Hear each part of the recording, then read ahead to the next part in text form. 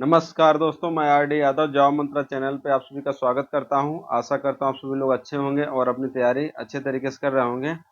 दोस्तों, जो previous year question की सीरीज चल रही है एंशिएंट हिस्ट्री का, उसका ये लास्ट सेट है, समापन की ओर है। आप लोग जो लोग पूरा सेट इसको देखे होंगे, एक चीज एनालिसिस किए होंगे कि आप लोग देखें कई क्वेश्चन हर सेट में मिल रहे हैं। उसी टॉपिक से बार बार क्वेश्चन आ रहे हैं। जैसे बौद्ध से क्वेश्चन आ रहे हैं, जैन से क्वेश्चन आ रहे हैं, आप देखेंगे मौर्य वंश से, गुप्त वंश से, या सिंधु घाटी सभ्यता से, कुषाण में कनिष्क वंश से, कनिष्क से। ये सब तमाम टॉपिक ऐसे हैं जिसमें हर बार क्वेश्चन आया हुआ है। कई बार क्वेश्चन इतना ज़्यादा रिपीट हुआ, मैं खुद उसको कम किया हूँ यहाँ पे। नहीं तो क्वेश्चन बार बार वही रिपीट, वही घुमा फिरा करके रिपीट हो रहा था। तो इन सबको एनालिसिस करते हुए आप लोग खुद इन सबको रिवीजन अच्छे से करते रहिए। बाकी मुझसे जितना हो पाएगा मैं खुद कोशिश करूंगा कि पीएस एपीएस के एग्जाम के पहले हर सब्जेक्ट का मैं एक बार रिवीजन सेट ला दूं, कई क्वेश्चन इतना ला दूं कि आपको तैयारी हो जाए। मेरी कोशिश यही रहेगी। थोड़ा टाइम मुझे भी कम मिल पाता है, लेकिन कोशिश इतना करूंगा कि हर सब्जेक्ट से कुछ न कुछ क्वेश्चन जरूर आपको रिवीजन करा दूं, जिससे कि आप लोगों का सिलेक्शन हो जाए। तो चलिए स्टार्ट करते हैं, और बाकी आप लोग अपनी तैयारी जारी रखिए, अच्छे से करते रहिए। और अभी हाई कोर्ट में समर वेकेशन अब हो गया है, 15-15 दिन का समर वेकेशन मिलता है आर ओ को, लेकिन पीएस और बीएस को 30 दिन का पूरा समर वेकेशन मिलता है। हम लोगों को 15 दिन मिलता है। जो फर्स्ट 15 दिन लेगा या सेकंड हाफ में लेगा, तो मैं सेकंड हाफ में कहीं ना कहीं घूमने भी जाऊंगा। तो ये तमाम चीज़ें हैं, हाई कोर्ट की चीज़ें हैं, सब छुट्टी वगैरह बहुत मिलती रहती हैं। ये सब समर वेकेशन वगैरह छुट्टी मिलती है, तो ये सब पहले की छुट्टियां याद आ जाती हैं। जो गर्मी की छुट्टी मिलती थी, लोग कहीं घूमने जाते थे मामा के यहाँ, तमाम चीज़ें हैं, वो सब बचपन की यादें आ जाती हैं। ऐसे और अदर ऑफिस में कहीं नहीं है ना, तो कहीं स्टेट में है। हाँ, स्कूल की छुट्टी मिलती है, जो टीचर लोग हैं उनको मिल जाती है। और अदर स्टेट या सेंट्रल में कहीं भी ऐसी छुट्टियां नहीं मिलती हैं जैसे हाई कोर्ट मिलती हैं। तो चलिए स्टार्ट करते हैं। पहला क्वेश्चन क्या है, गौतम बुद्ध के जीवन की किस घटना को भारतीय कला में पहिया और हिरण द्वारा दर्शाया गया है? तो पहिया और हिरण द्वारा दर्शाया गया पहला उपदेश। इसको क्या कहा जाता है? धर्म चक्र प्रवर्तन भी कहा जाता है। अब यहाँ पे थोड़ा मैं एक बार बताया भी था, ये सब चीजें लिख दे रहा हूँ, तो आप लोग एक बार इसको स्क्रीनशॉट ले सकते हैं, तो जिससे आप लोग की तैयारी हो जाएगी। पहिया और हिरण प्रथम उपदेश, इसी को क्या बोलते हैं? धर्म चक्र प्रवर्तन भी बोलते हैं। धर्म चक्र प्रवर्तन। अगर हाथी की बोला जाए तो क्या होता है? गर्भकालीन अवस्था। बुद्ध की गर्भकालीन अवस्था को किससे दर्शाया जाता है? हाथी से। और कमल, कभी क्या हाथी और कमल एक साथ दिया जाता है, तो जन्म और यौनावस्था एक साथ लिख सकते हैं। यौनावस्था। कमल तो जन्म का है, कमल जन्म का है, सांड यौनावस्था है।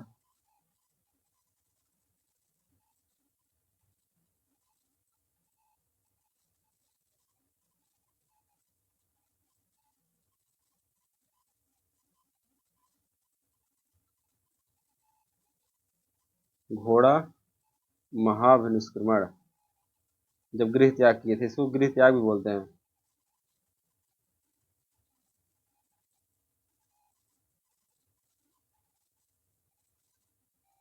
पद चिन्ह अगर बोला जाए तो निर्वाण होता है। एक साथ चीजें हो जाएंगी तो आप लोगों को याद भी हो जाएगा। स्तूप, मृत्यु, चैत, पूजा स्थल, ये सब बहुत संबंधित है, ऐसा नहीं कोई और। आप नोट कर लें, ये सबको आप अच्छे से रिवीजन करते रहिए। बाकी मैं रिवीजन एक बार कराऊंगा, जब तक आप पढ़ाई करते रहिए। दिल्ली के कुवत उल इस्लाम मस्जिद के परिसर में प्रसिद्ध लौह स्तंभ की स्मृति को दर्शाता है। किसकी स्मृति को दर्शाता है? चंद्रगुप्त द्वितीय की स्मृति को दर्शाता है। महरौली का स्तंभ आप लोग सुने होंगे, ऐसे ये दिल्ली के कुवत उल इस्लाम मस्जिद का परिसर में है। लौह स्तंभ की स्मृति चंद्रगुप्त सेकंड का है।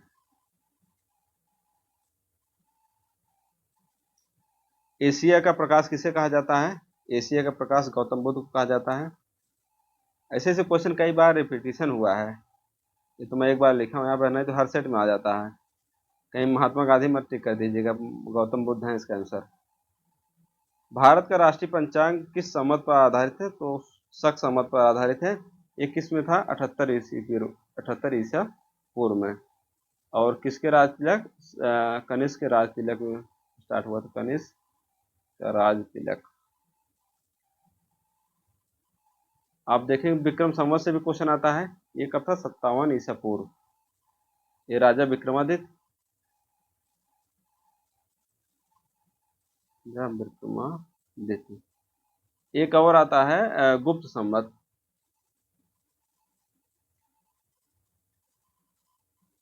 319 320 ईस्वी। और एक कौन था? चंद्रगुप्त प्रथम।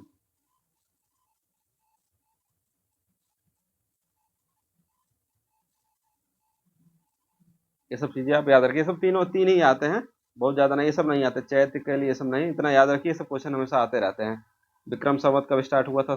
शक संवत और गुप्त संवत, तीनों याद रखिए आप लोग। सिंधु सभ्यता का स्थल कालीबंगन किस राज्य में स्थित है? ये क्वेश्चन पहले भी आ चुका था, राजस्थान। और ये किस लिए फेमस है? एक तो काली चूड़ी और मिट्टी के बर्तन।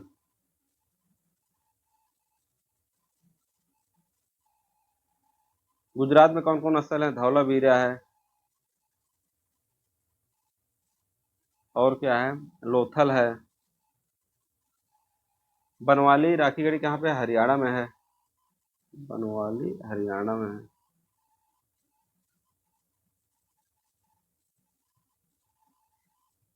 महरौली दिल्ली में स्थापित लौह स्तंभ किस शताब्दी में निर्मित हुआ था? तो ये 5वीं शताब्दी में निर्मित हुआ था। और पहले इसको बताया जाता है कि मथुरा में विष्णु मंदिर में स्थापित की, विष्णु पहाड़ी के पास विष्णु मंदिर में स्थापित किया था। लेकिन तोमर वंश के शासक अनंग पाल द्वारा इसे यहाँ पे लाया गया, दिल्ली लाया गया। ऐसी चीजें बताई जाती हैं। लेकिन आप इसको याद कीजिए, लौह स्तंभ जो है कुतुब मीनार में स्थित है, जो चंद्रगुप्त द्वितीय ने बनवाया था, चंद्रगुप्त सेकंड द्वारा।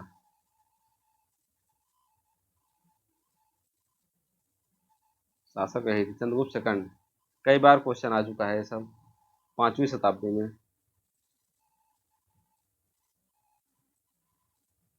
निम्नलिखित में से किसने अश्वमेध यज्ञ का आयोजन किया था? अश्वमेध यज्ञ का आयोजन किसने किया था? समुद्रगुप्त। और प्रयाग प्रशस्ति पत्र इन्हीं के संबंध में है। प्रयाग प्रशस्ति पत्र जो हरिसेन द्वारा रचित है। इनके दरबारी कवि कौन थे? हरिसेन। इनको क्या कहा जाता है? नेपोलियन भी कहा जाता है। बीड़ा वादक भी था, बीड़ा वादक, इसलिए इसको कविराज की उपाधि भी दी गई है, कविराज। प्रथम पृथ्वीपुत्र भी कहा जाता है।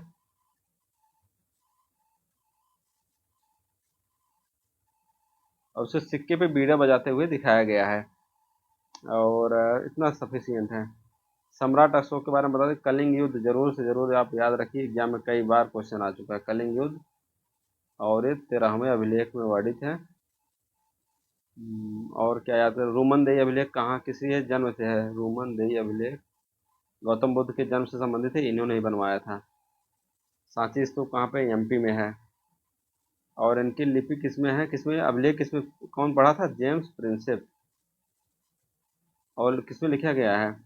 ब्राह्मी और प्राकृत और ब्राह्मी भाषा में। प्राकृत एवं ब्राह्मी।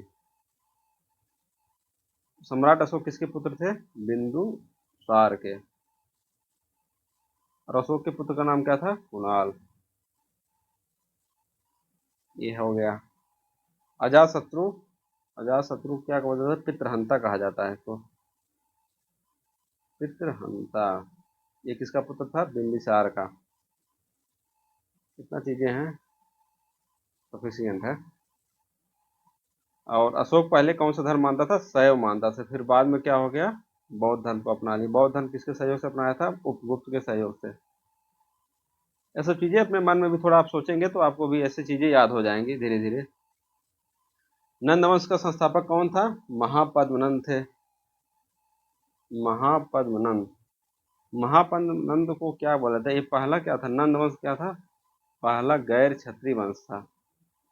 पहला गैर क्षत्रिय वंश। इसीलिए इसको क्या कहा था? सर्व क्षत्रिय अंतक, मतलब क्षत्रिय खत्म करने, ऐसा कुछ मान सकते, क्षत्रिय अंतक, सर्व क्षत्रिय अंतक कहा जाता है। और इसको केंद्रीय शासन पद्धति का जनक कहा जाता है। केंद्रीय शासन पद्धति का जनक। अंतिम शासक कौन था नंद वंश का? अंतिम शासक घनानंद।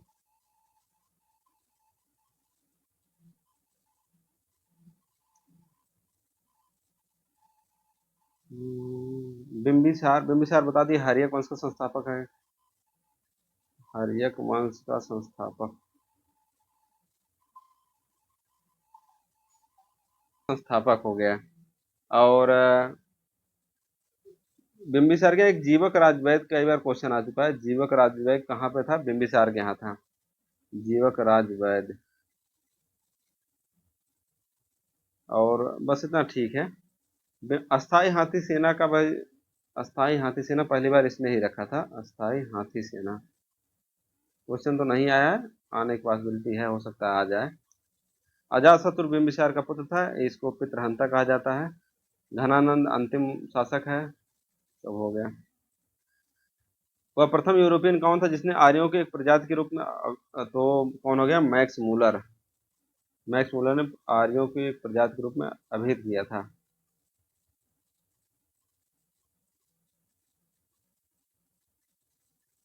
निम्नलिखित में किसने एक यह प्रस्तुत किया कि भाग्य प्रत्येक चीज को निर्धारित करता है, मनुष्य शक्तिहीन होता है, मतलब भाग्य से ही सब कुछ होता है। तो कई बार आप लोग भी देखते होंगे, भाग्य कई बार डिसाइड करता है। कहीं ना कहीं भाग्य तो काम करता ही है, हम भी ये मानते ही हैं। एक 10%, 90% आपकी मेहनत है, 10% भाग्य तो रहता ही है। कई बार ऐसा होता है कि आप सब कुछ सही होते हुए भी कहीं कहीं सफलताएं नहीं मिलती हैं, तो वहीं लगता है कि शायद भाग्य ने साथ नहीं दिया। और पढ़ाई अगर अच्छी है, कहीं कहीं ऐसा हो, जैसे आप कीबोर्ड का इशू देख लीजिए, जो ग्रुप सी ग्रुप डी का एग्जाम दिए थे, ग्रुप सी टाइपिंग या स्टेनो में जिसका था, कहीं ऐसे सेंटर मिल गया, उनका स्कोर तो 96 था, लेकिन कीबोर्ड ऐसा मिल गया, बटन ही प्रेस नहीं हो रही थी। और उसमें ऐसा क्या कहा जाए, कई कई लोग नंबर कम था लेकिन अच्छा कीबोर्ड मिला तो सिलेक्शन हो गया। तो ये सब तमाम चीज़ें होती, कहीं ना कहीं भाग्य तो मैटर करता ही है। मैंने 2017 में दिया था इसका पेपर, 2016-17 में, आर ओ का। उस टाइम सिलेक्शन नहीं हो पाया था, तो टाइपिंग वजह से सिलेक्शन नहीं हो पाया। लेकिन फिर उसके बाद तमाम चीज़ों से घूमते घूमते, शायद लिखा गया था यहाँ पे आना इलाहाबाद में, तो घूमते घूमते आए, 2-3 जगह नौकरी करके वापस फिर आए। ये सब तमाम चीज़ें होती हैं। तो भाग्य की सबसे ज़्यादा किसी पे विश्वास करते हैं? आजीविक संप्रदाय वाले। आजीविक संप्रदाय के संस्थापक कौन है? संस्थापक मक्खली गोसाल।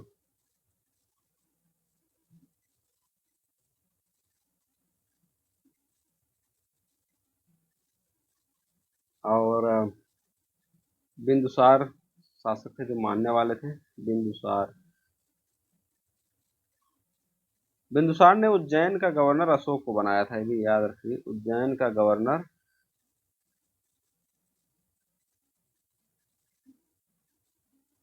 अशोक को बनाया था।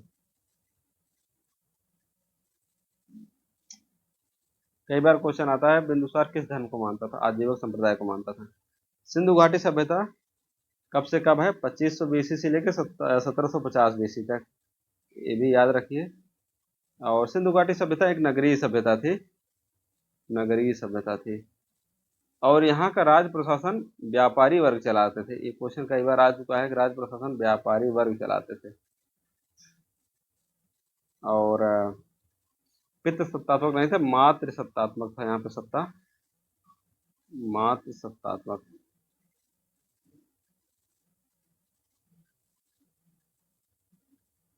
सिंधु घाटी सभ्यता को कांस्य युगीन भी सभ्यता कहा जाता है। कांस्य सभ्यता, कांस्य सभ्यता। कांस्य किस किस से मिलकर बना होता है?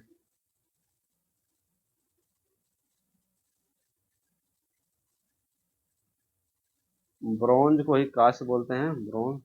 ये किससे किससे मिलते हैं? तो copper plus tin.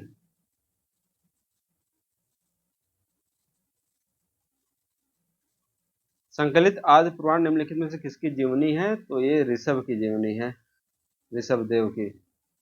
Rishabh Dev कौन से पहले तीर्थंकर थे? फर्स्ट तीर्थंकर। पार्श्वनाथ कौन से तीर्थंकर थे? 23वें। महावीर 24। सम्राट अशोक की मृत्यु के बाद तेजी से पतन किसका हुआ था? मौर्य राजवंश के थे तो मौर्य का ही होगा, और किसी का तो होगा ही नहीं। तो मौर्य राजवंश का पतन हुआ। अंतिम शासक कौन था? बृहद्रथ, अंतिम। और बृहद्रथ की हत्या कौन किसने किया था? पुष्यमित्र शुंग ने किया था, जो इसका प्रधानमंत्री का सलाहकार था, वो सेनापति था। पुष्यमित्र शुंग ने हत्या की थी। उसने फिर क्या बनाया? शुंग वंश की स्थापना किया था। चोल के संस्थापक कौन है? विजयालय, पहले ही बता चुका हूँ, आपको याद हो गया होगा। चालुक्य कौन है? पुलकेशिन प्रथम। गुप्त वंश का तो बता ही चुका हूँ, श्रीगुप्त। मौर्य का बता चुका हूँ पहले ही, चंद्रगुप्त। राज्य देशों का एक संग्रह जिसमें मौर्य सम्राट अशोक द्वारा बनाई गई नीतियां हैं, जो 269 ईसा पूर्व के आसपास आधुनिक दिनों में मौर्य सिंहासन पर विराजमान हुए थे। इसमें जो लोग विराजमान हुए थे उसके बारे में बताया गया है, तो इसमें है धम्म में है। इसको आप याद रखिए, धम्म में लिखा गया है। ये 2016 या 17 वाले आरओ पेपर में आया था क्वेश्चन। सम्राट अशोक किसके पुत्र थे? सम्राट अशोक किसके पुत्र थे? बिंदुसार के पुत्र थे। और अशोक के पुत्र का नाम क्या है? कुणाल। और पोता कौन है? दशरथ। और विजयालय भी बता दिया हूँ, चोल राजवंश संस्थापक। अशोक सम्राट बनने से पहले कहाँ के गवर्नर थे? उज्जैन के गवर्नर थे। बिंदुसार ने इनको उज्जैन का गवर्नर बनाया था।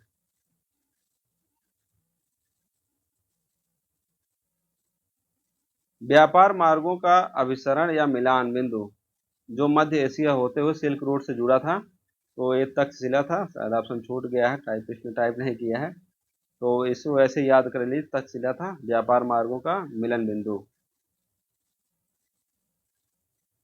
माल विकाग्न मित्रम में शुंगों का ब्राह्मण बताया गया है, जो किस गोत्र से संबंधित हैं? तो किस गोत्र? कश्यप गोत्र संबंधित हैं। शुंग वंश की स्थापना किसने किया था? पुष्यमित्र शुंग, बता ही चुका हूँ आप लोगों को पहले ही।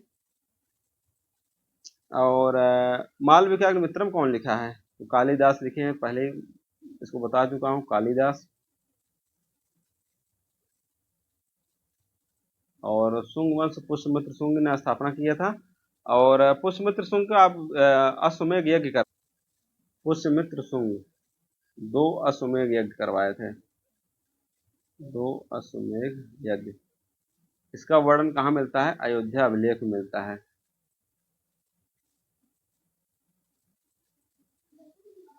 अयोध्या अभिलेख में। पुष्यमित्र शुंग का पुरोहित कौन था? पुरोहित कौन था?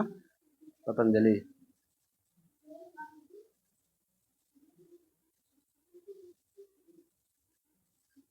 सातवाहन साम्राज्य की सरकार पारंपरिक आधार पर संगठित थी, जिसमें साम्राज्य किसमें बटा हुआ था? जनपदों में बटा हुआ था। सातवाहन साम्राज्य जनपदों में बटा हुआ था। सातवाहन के बारे में एक महत्वपूर्ण क्वेश्चन आता है, शीशे का सिक्का किसने चलाया था? शीशे का सिक्का।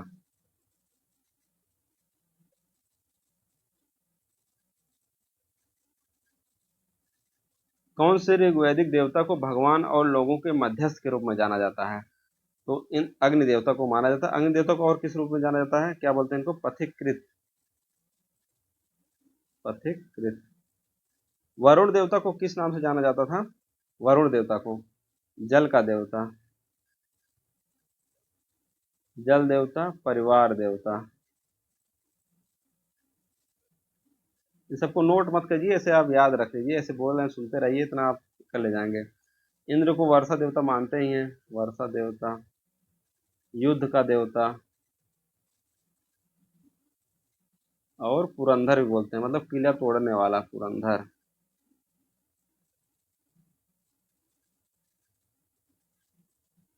निम्नलिखित में कौन सा हड़प्पा शहर नहीं था? लोथल गुजरात में सब, धौलावीरा ये सब हड़प्पा सभ्यता, मेहरगढ़ भी है। मेहरगढ़ नवपाषाणकालीन सब स्थल है। और सुख्ता को ये पाकिस्तान में है, तो इसका आंसर क्या हो जाएगा? मेहरगढ़। और यहाँ पे क्या मिला था? कृषि के साक्ष्य मिले थे, नवपाषाण काल से संबंधित है। बेलन नदी के किनारे स्थित है। बेलन नदी बलूचिस्तान में है। भारत का आइंस्टीन किसे कहा जाता है? भारत का आइंस्टीन आचार्य नागार्जुन को कहा जाता है। नागार्जुन शून्यवाद के प्रवर्तक हैं। ये भी क्वेश्चन कई बार आ चुका है, शून्यवाद के प्रवर्तक। और ये सब किसके दरबार में थे, किसके समय थे? कनिष्क के समय थे।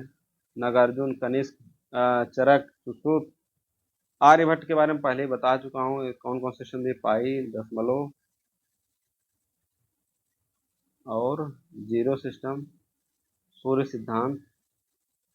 और ये किसके समय थे? चंद्रगुप्त द्वितीय के समय थे। सीवी रमन को क्या मिला हुआ था? नोबेल पुरस्कार मिला हुआ 1928 में। विक्रम संवत पहले बता, 57 BC में, 78 BC में क्या हुआ था? सुख संवत हुआ था। और 319 में गुप्त संवत। चीजें हैं, आप याद रखिएगा। और इसका आंसर हो जाएगा 57 BC, राजा विक्रमादित्य। महाराजा धीराज की उपाधि धारण करने वाला प्रथम गुप्त शासक कौन था? तो महाराजा धीराज चंद्रगुप्त प्रथम थे, चंद्रगुप्त प्रथम। और पिता का नाम क्या था? घटोत्कच था। तो आएगा नहीं, से बता दे रहा हूँ। और क्या, चंद्रगुप्त द्वितीय के बारे में कई बार बता ही चुका हूँ, बताने लायक नहीं है। घटोत्कच यहाँ पे है ना। चंद्रगुप्त हम के पिता। समुद्रगुप्त बारे में कई बार बता चुका हूँ, सब चीजें याद हो गई होंगी। अब मैं समझता हूँ सब याद हो गया होगा आप लोगों को। समुद्रगुप्त, चंद्रगुप्त, जो लोग रेगुलर देख रहे होंगे उनको बहुत सारी चीजें अब याद हो गई होंगी। पंचतंत्र के लेखक कौन है? पंचतंत्र के लेखक विष्णु शर्मा है। विशाख दत्त के बारे में पहले बता चुका हूँ, क्या क्या लिखे? देवी चंद्र गुप्तम। और उससे महत्वपूर्ण क्या है? मुद्रा राक्षस। और 12वीं से क्वेश्चन आता है किरातार्जुनीयम। किरातार्जुनीयम, ये भी क्वेश्चन आ चुका है, ये इंपॉर्टेंट है। तो आप लोग अपना स्कोर बताइए, कितना आपका स्कोर बना है? ये शायद 25 क्वेश्चन था, एक दो नंबरिंग इधर उधर हो गया है। तो सभी को नमस्कार, बेस्ट ऑफ लक, बेस्ट विशेष। मस्त तैयारी करते रहिए और एंजॉय कीजिए।